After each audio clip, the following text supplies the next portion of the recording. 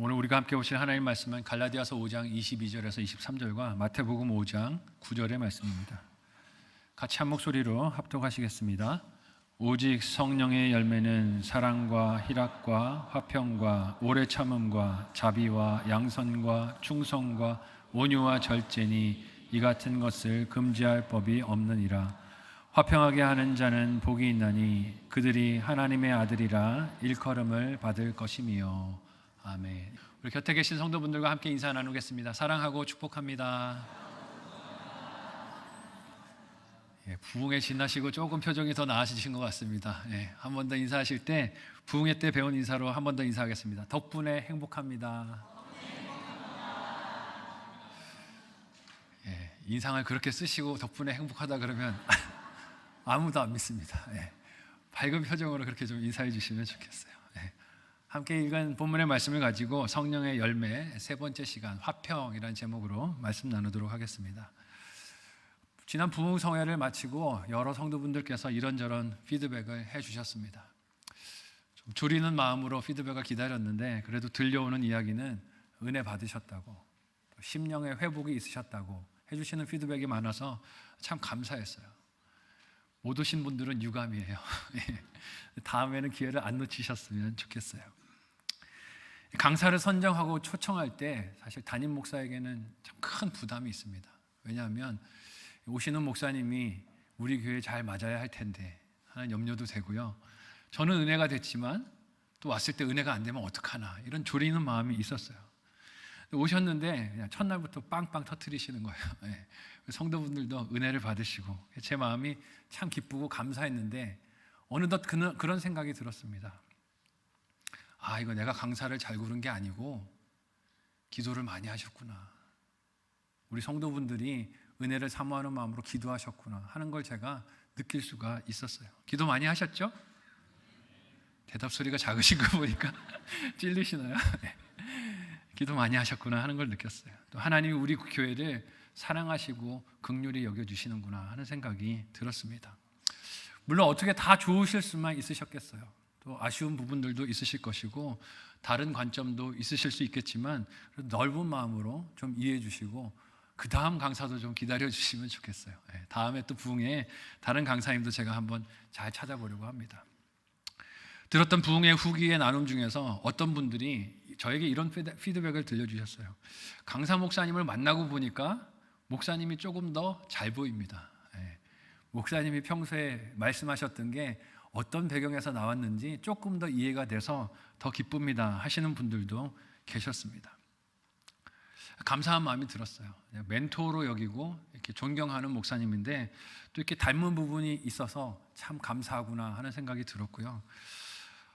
참 나에게서 나온 것이 다른 곳에서 나온 것이 아니구나 하는 또 위안도 됐습니다. 여러분 이렇게 몇 년을 바라보고 또 존경하는 마음으로 따르고 배워도 닮는 모습이 나오는데 하물며 부모와 자녀의 관계는 어떨까요? 교회에서 교회학교 자녀들을 보면요, 누구 아들인지 딸인지 말하지 않아도 알 수 있을 때가 많습니다. 그냥 생긴 것만 딱 봐도 너네 아빠는 누구구나, 너네 아빠는 어느 집사님이구나 이게 보일 때가 있어요. 말하는 거 들어보면 야, 어쩜 그렇게 똑같이 말하냐, 엄마 아빠 말하는 거랑 똑 닮았다 이렇게 느낄 때가 많이 있어요. 그만큼 부모와 자녀가 닮기 때문이 아니겠습니까? 오늘 본문을 통해 우리가 살필 성령의 열매는 세 번째로 등장하는 화평, 즉 평화, 피스를 뜻합니다.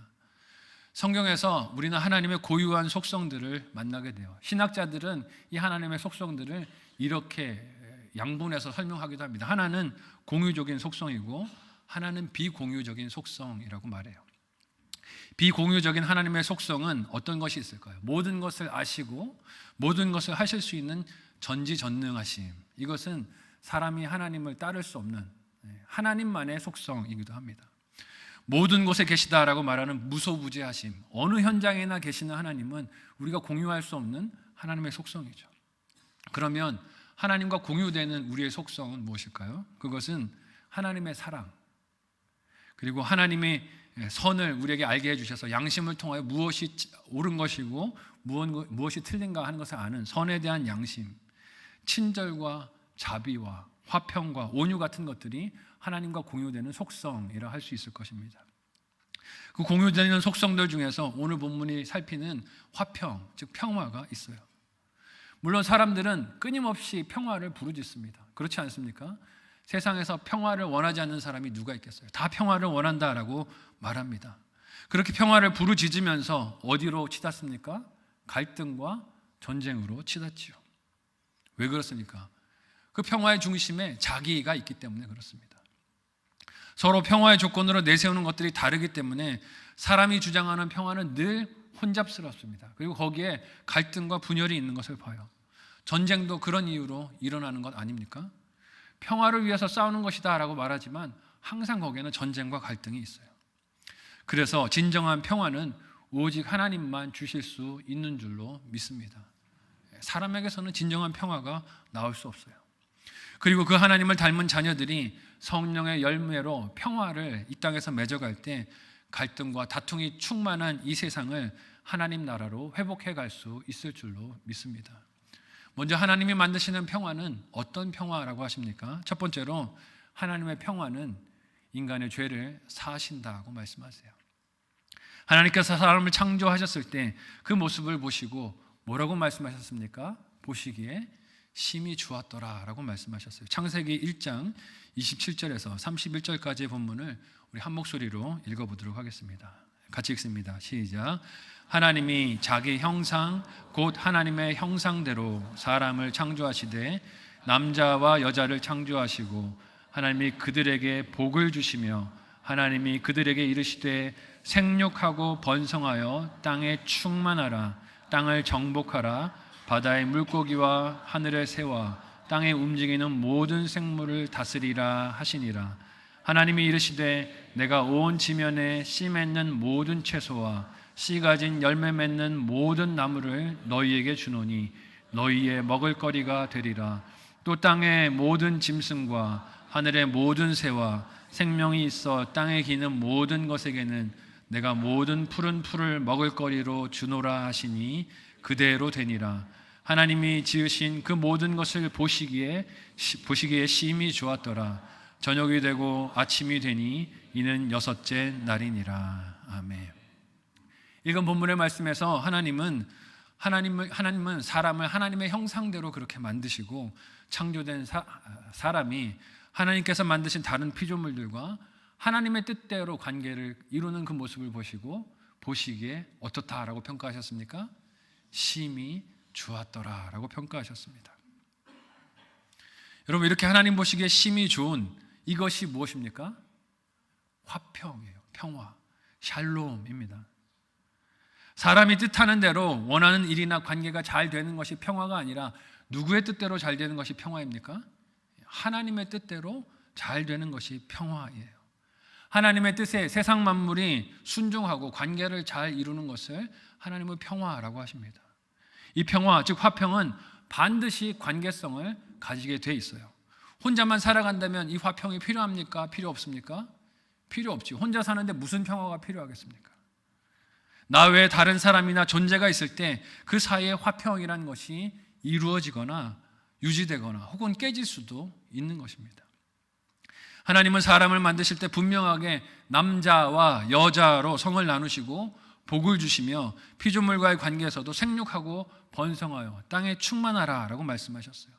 이것으로 화평의 관계를 이루기를 원하셨습니다. 근데 사람은 어떻습니까? 이걸 자기의 생각으로 화평을 만들겠다고 고집을 피울 때가 많아요. 남자와 여자가 아니라 또 다른 것도 있다라고 외치면서 이것도 평화다라고 주장을 하죠. 근데 하나님이 원하시는 평화는 그런 게 아니라는 것입니다. 이런 하나님의 기대를 그리고 이루어주신 화평을 무엇이 깨트렸습니까? 인간의 죄입니다. 인간의 죄가 이 화평을 깨트렸어요. 아담과 하와가 죄를 범하고 잃어버린 화평이 성경 말씀에 어떻게 기록이 되어 있습니까? 창세기 3장 8절에서 10절까지의 말씀을 우리 같이 한 목소리로 읽어보도록 하겠습니다. 같이 읽습니다. 시작. 그들이 그날 바람이 불 때 동산에서 거니시는 여호와 하나님의 소리를 듣고 아담과 그의 아내가 여호와 하나님의 낯을 피하여 동산나무 사이에 숨은지라. 여호와 하나님이 아담을 부르시며 그에게 이르시되 네가 어디 있느냐? 이르되 내가 동산에서 하나님의 소리를 듣고 내가 벗었으므로 두려워하여 숨었나이다. 아담이 숨은 이유를 뭐라고 말합니까? 두려워서라고 말합니다. 벗었으므로 두려워하여 숨었나이다.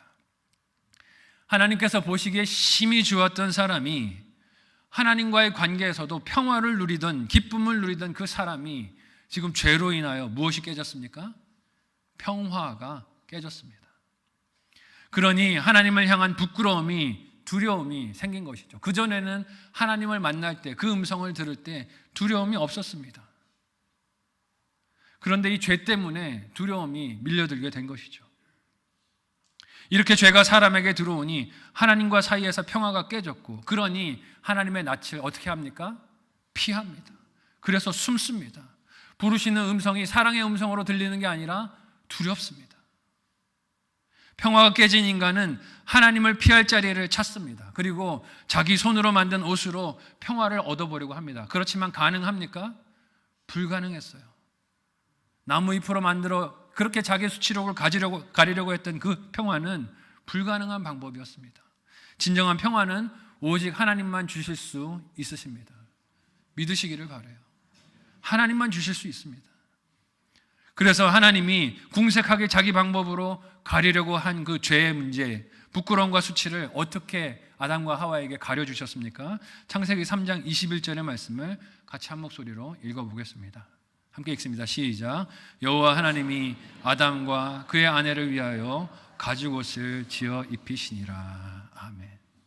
죄로 인해서 자신이 벗은 것을 알고 스스로의 평화도, 그리고 하나님과의 평화도 깨진 아담과 하와를 하나님께서 불쌍히 여기셨습니다. 그래서 그들에게 벌을 내리시면서도 무엇도 같이 내리십니까? 은혜도 같이 내려주세요.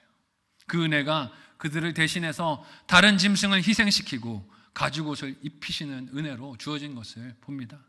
여러분 다 아시겠지만 이 가죽옷이 이후에 누구를 예표하는 사건입니까? 예수 그리스도, 십자가에서 우리를 위하여 쏟으신 보혈의 은혜, 십자가의 사랑을 예표하는 사건입니다. 사람은 평화를 스스로의 방법이나 힘으로 만들거나 지킬 수 없습니다.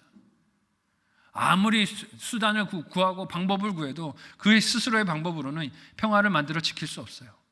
이에 하나님은 아들 예수를 십자가에 주신 그 사랑으로 그 평화를 이루시고 믿음으로 받도록 저와 여러분을 초청하시는 것입니다. 그래서 하나님의 평화는 죄를 용서하심으로 얻게 하시는 평화입니다. 에베소서는 하나님이 주시는 화평을 이렇게 우리에게 증거합니다. 에베소서 2장 14절에서 18절까지의 말씀 우리 같이 한 목소리로 읽어보도록 하겠습니다. 같이 읽습니다. 시작. 그는 우리의 화평이신지라 둘로 하나를 만드사 원수된 것 곧 중간에 막힌 담을 자기의 육체로 하시고 법조문으로 된 계명의 율법을 폐하셨으니 이는 이 둘로 자기 안에서 한 세 사람을 지어 화평하게 하시고 또 십자가로 이 둘을 한 몸으로 하나님과 화목하게 하려 하심이라. 원수된 것을 십자가로 소멸하시고 또 오셔서 먼 데 있는 너희에게 평안을 전하시고 가까운 데 있는 자들에게 평안을 전하셨으니 이는 그로 말미암아 우리 둘이 한 성령 안에서 아버지께 나아감을 얻게 하려 하심이라. 아멘. 사도 바울이 이방인들이었던 에베소 교회 성도들에게 그들이 이런 은혜를 누릴 수 있는 이유가 화평이신 예수 그리스도 때문이다 라고 말하고 있어요. 예수님께서 화평 그 자체가 되사 하나님 앞에 에베소 교회 성도들이 설 수 있게 되었다는 것입니다. 하나님께서 죄를 사하시는 이 평화를 왜 성도들에게 주실까요? 읽은 말씀처럼 그 평화가 나에게만 머물러 있는 것이 아니라 다른 관계 속으로도 흘러넘치기를 원하시기 때문인 줄 믿으시기를 바랍니다. 예수님 믿는 그 평화가 나에게만 있기를 원하셔서 주신 게 아니라는 거예요. 에베소 성도들에게 사도 바울이 전한 것은 그들이 이 평화의 수혜자인 것을 알고 믿기 원했기 때문입니다. 또한 그 평화가 유대인과 이방인의 관계 속에서도 흘러넘치고 하나님과의 관계 속에서도 새로운 삶을 살게 하신 것임을 알기를 원했기 때문이에요.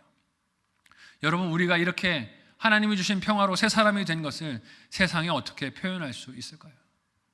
하나님이 주신 평화를 세상에 흘려보낼 때가 아니겠습니까? 그래서 예수님은 산상수훈에서 화평하게 하는 사람이 복이 있다라고 말씀하셨어요. 마태복음 5장 9절의 오늘 본문을 한 목소리로 읽어보도록 하겠습니다.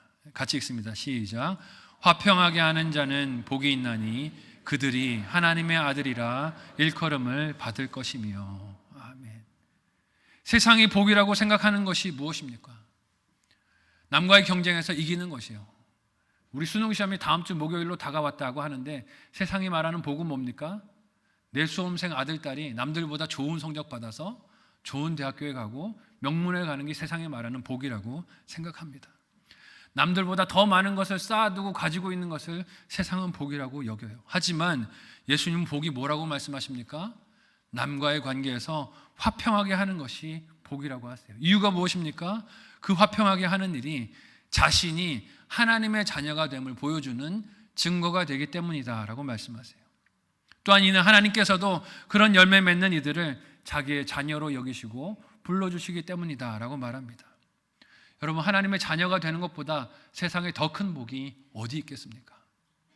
옆 사람에게 이렇게 인사해 보겠습니다. 복 받으셨습니다. 복 받으셨는데 이렇게 표정이 어두우십니까? 세상에서 제일 귀한 복을 받으신 줄로 믿으시길 바라요. 하나님의 자녀가 되는 복이 세상에서 가장 소중한 복입니다. 오늘 오후에 우리가 세상에 나가서 전도를 하는 것도 하나님께서 이렇게 죄를 사하여 얻게 하신 평화의 소식을 전하는 자리가 되는 것인 줄로 믿습니다. 복받은 우리의 이 복을, 기쁨을 세상에 나가서 외치는 것이에요. 여러분, 이것은 아무나 할 수 있는 것이 아닙니다. 오직 하나님의 자녀만 할 수 있는 특권이에요. 이는 자녀가 부모를 닮는 것과도 같습니다. 죄의 자녀로 사는 사람은 아무리 화평을 외쳐도 거기서 분쟁이 일어나지만 하나님의 자녀가 된 사람은 아버지 되신 하나님께 죄 사함의 평화를 받고 이 소식을 전하며 평화를 누리고 전하는 사람입니다. 오늘 이 평화의 전령들이 다 되시기를 예수님의 이름으로 소원하고 축복합니다.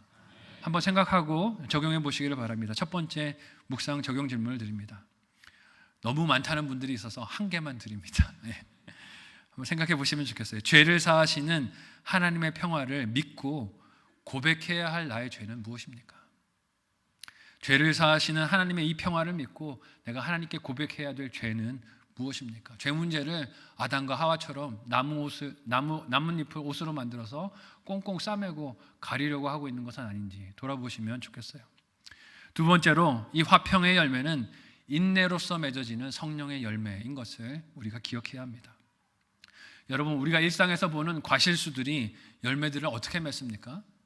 그냥 눈으로 볼 때는 가만히 두면 열매를 맺는 것 같이 보일 수 있습니다. 하지만 누군가가 보살피기 때문에 그런 열매들이 있는 거예요. 물을 줍니다. 열매들이 크게 자라나라고 가지를 치기도 하죠. 거름을 줍니다. 수고와 돌보는 인내를 통해서 먹을 만한 결실들이 나오고 우리가 그것을 먹는 것 아닙니까? 성령의 열매도 그런 노력과 수고가 있어야 한다는 것이에요. 함께 오늘 본문 갈라디아서 5장 22절에서 23절을 한 목소리로 읽어보도록 하겠습니다. 같이 읽습니다. 시작. 오직 성령의 열매는 사랑과 희락과 화평과 오래 참음과 자비와 양선과 충성과 온유와 절제니 이 같은 것을 금지할 법이 없느니라. 아멘. 우리는 성령의 열매라고 하면 그래 가만히 있으면 성령이 맺게 하시는 것이구나 생각하기가 쉬운데요. 하지만 그렇지 않아요. 성령께서 맺게 하시는 열매이지만 우리가 가지치고 거름주고 물주는 수고를 해야 합니다.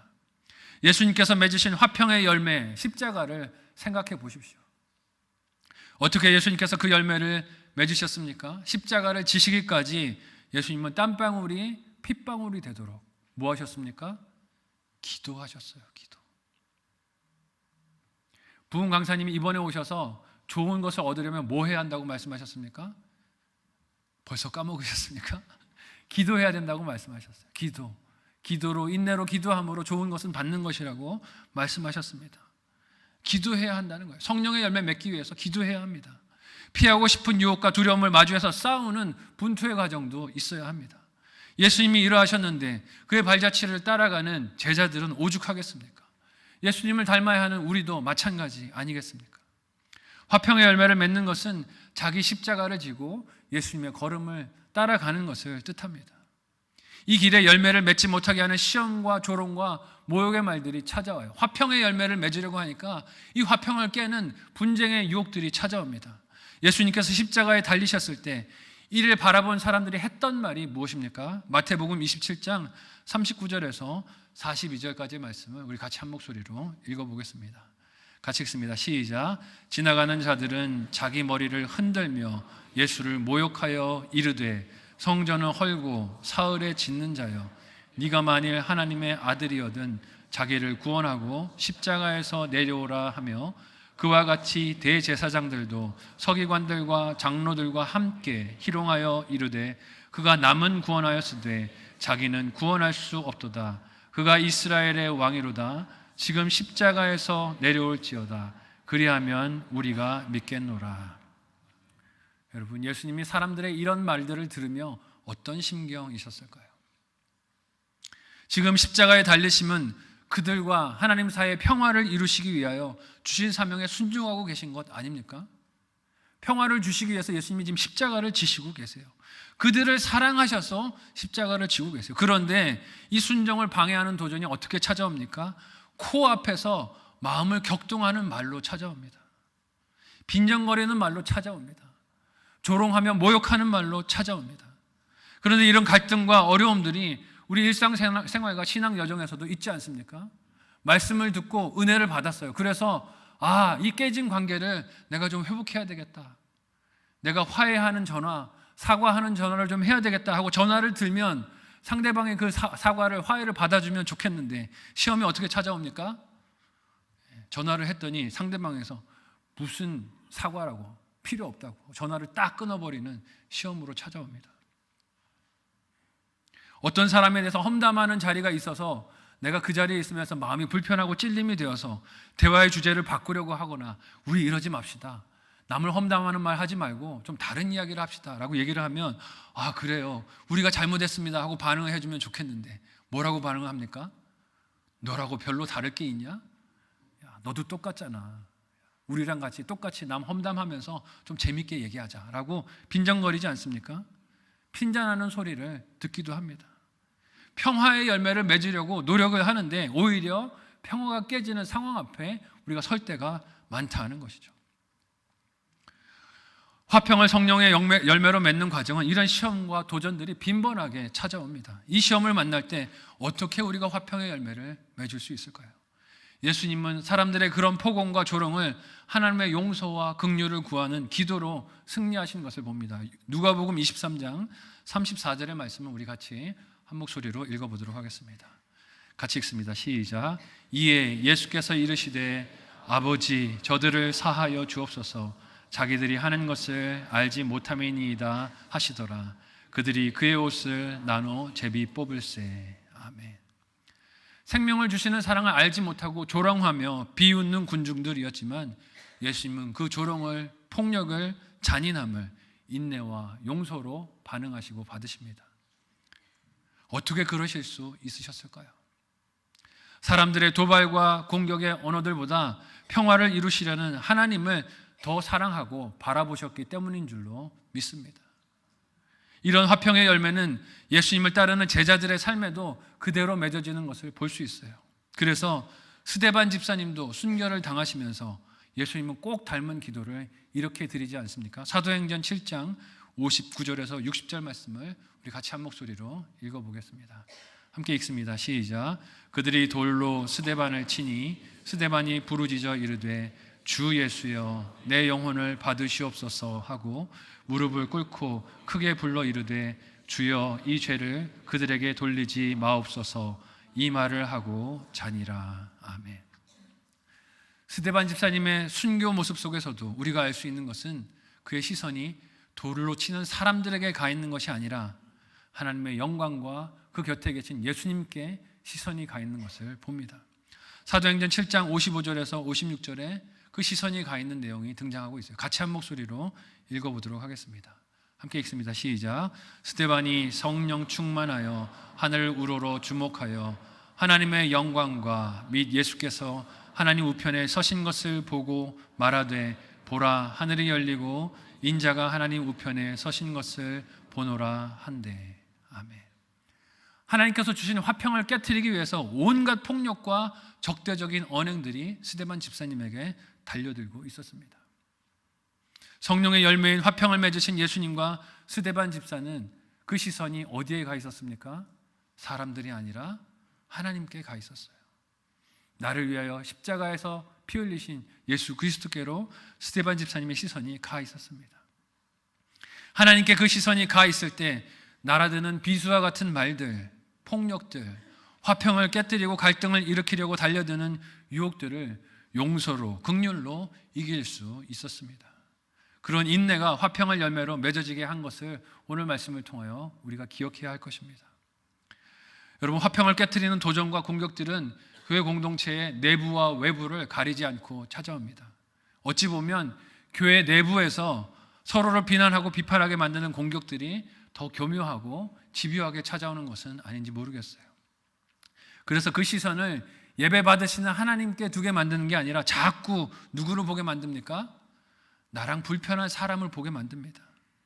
나와 생각이 다르고 신앙의 색깔이 다르고 마음에 들지 않는 습관이나 미워할 이유를 가진 사람에게 시선을 두게 만들어요. 그런데 이런 공격이 진짜 목표하는 바가 무엇이겠습니까? 그 사람이 공격 목표가 아니에요. 예배를 한 마음으로 드리지 못하게 하는 것이 공격의 목표라는 것입니다. 여러분, 미워하는 사람이 있는데 예배가 잘 되십니까? 잘 안 돼요. 미워하는 사람이 있으면 예배하는 자리에서 하나님이 보이는 게 아니라 자꾸 누가 보입니까? 미워하는 그 사람의 뒷꼭지가 보여요. 미워하는 그 사람의 표정이 자꾸 보입니다. 미워하는 사람이 있으면 한 번 하나님을 예배하는 자리에서 싸우는 사람, 정죄하는 사람이 보여서 마음이 괴로울 수밖에 없습니다. 그러니 마음의 평화가 있습니까? 없습니까? 평화가 없죠. 예배가 안 됩니다. 그래서 예수님도 이런 사람이 있으면 어떻게 하라라고 권면하십니까? 마태복음 5장 23절에서 24절 말씀을 같이 한 목소리로 읽어보겠습니다. 같이 읽습니다. 시작. 그러므로 예물을 제단에 드리려다가 거기서 내 형제에게 원망 들을 만한 일이 있는 것이 생각나거든 예물을 제단 앞에 두고 먼저 가서 형제와 화목하고 그 후에 와서 예물을 드리라. 아멘. 여러분, 이것은 하나님이 원하시는 예배에 대한 말씀이기도 하지만 예배하는 자의 심령이 온전히 하나님을 향하기를 원하시기 때문에 주시는 사랑의 권면인 줄 믿으시기 바랍니다. 미워하는 사람이 있으면 예배를 제대로 드릴 수가 없기 때문이에요. 왜냐하면 지체와의 관계에서 화평함이 없다면 그 예배에서 은혜를 누릴 수가 없기 때문입니다. 하나님 이걸 너무너무 안타까워하시는 거예요. 그러니 재물 내려놓고 헌금 내려놓고 먼저 가서 화목하고 하나님이 온전히 받으실 수 있는 예배로 너도 기쁨으로 예배드리고 나도 그 예배를 기쁨으로 받을 수 있게 해다오 말씀하시는 것이죠. 이런 성령의 열매인 화평을 맺기 위해 우리가 인내해야 할 구체적인 일들이 무엇일까요? 남에 대해서 말할 때 그 언어를 주의해야 하지 않겠습니까?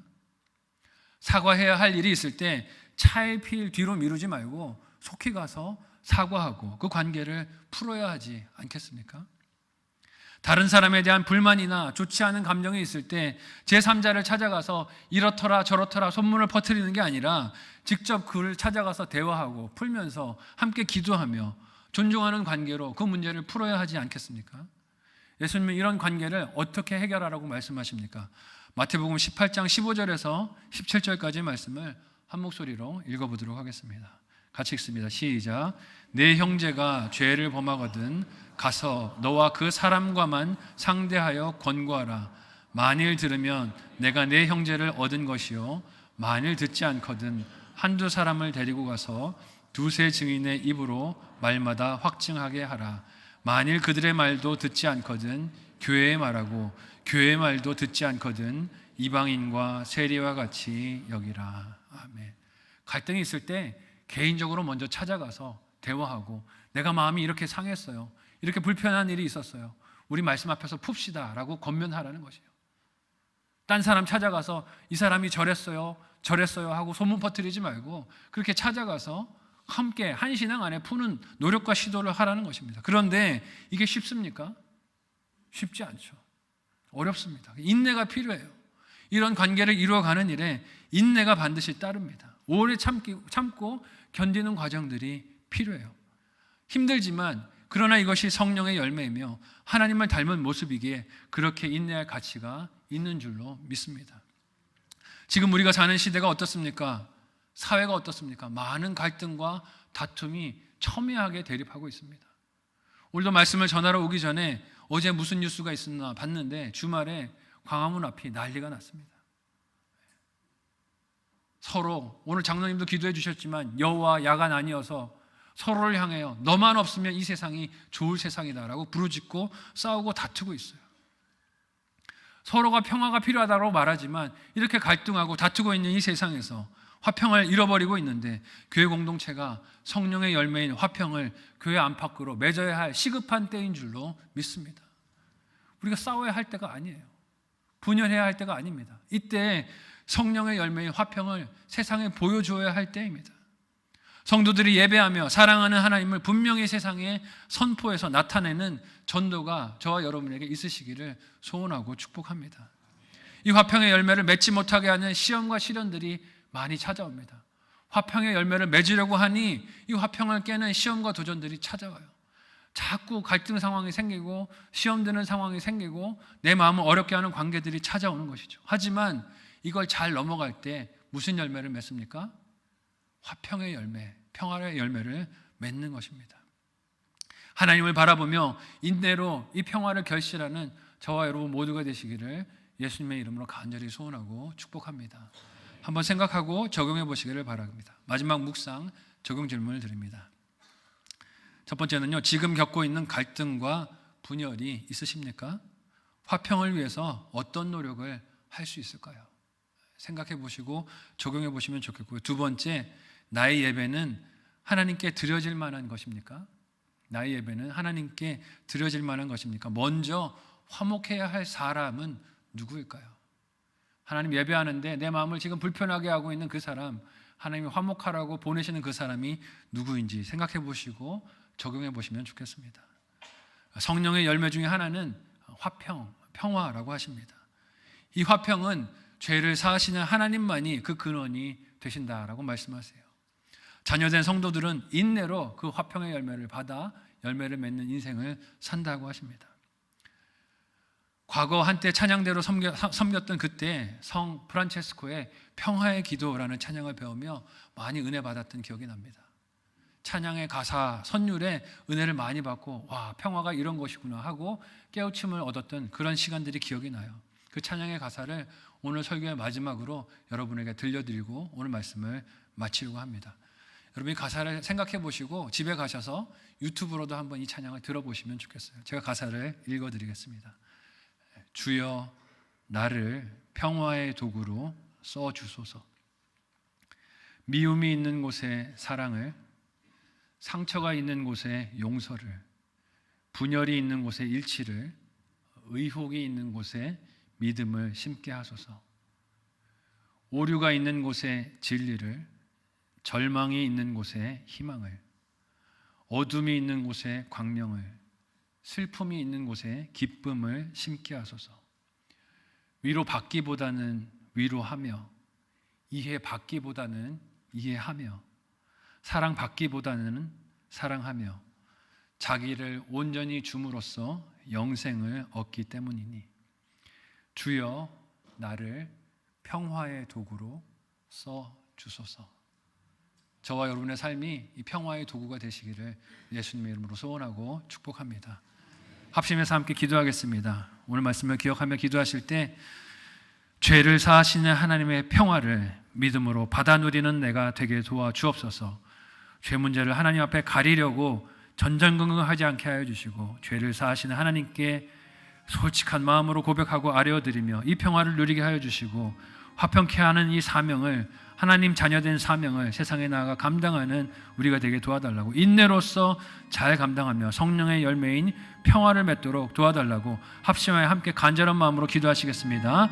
하나님 은혜를 감사합니다. 우리를 사랑하셔서 하나님의 이 귀한 평화를 우리에게 허락하여 주시고 예수 그리스도를 믿음으로 하나님 죄의 문제에서 노임을 받고 하나님과 화평을 누리고 하나님 또한 우리가 보냄받은 이 공동체에서 화평을 누리도록 사명을 부여받음을 감사합니다. 하나님 우리가 받은 이 사명대로 화평을 이루는 인생 살도록 도와주시고 우리가 부름받은 이 자리가 하나님께서 기뻐하시는 평화를 이루어가며 하나님 기뻐하시는 관계의 회복들이 일어날 수 있도록 도와주시옵소서.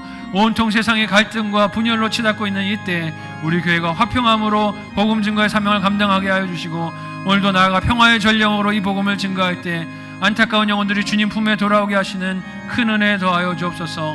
감사하며 예수님의 이름으로 기도하옵나이다. 아멘. 하나님, 은혜를 감사합니다. 죄로 인하여 죽을 수밖에 없고 하나님 앞에 서는 것이 두렵고 떨릴 수밖에 없는 우리를 예수 그리스도의 십자가 보혈로 평화를 허락하여 주시고 담대히 하나님 앞에 나와 예배하도록 인도하여 주시니 감사합니다. 하나님, 우리에게 이 평화를 주신 것은 우리 안에만 이 평화를 가둬둘 것이 아니라 세상에 나가서 이 평화를 알지 못하는 안타까운 영혼들에게 전하라고 주신 아름다운 선물이오니 오늘 우리가 기쁨으로 나아가 이 평화를 전하게 도와주시옵소서.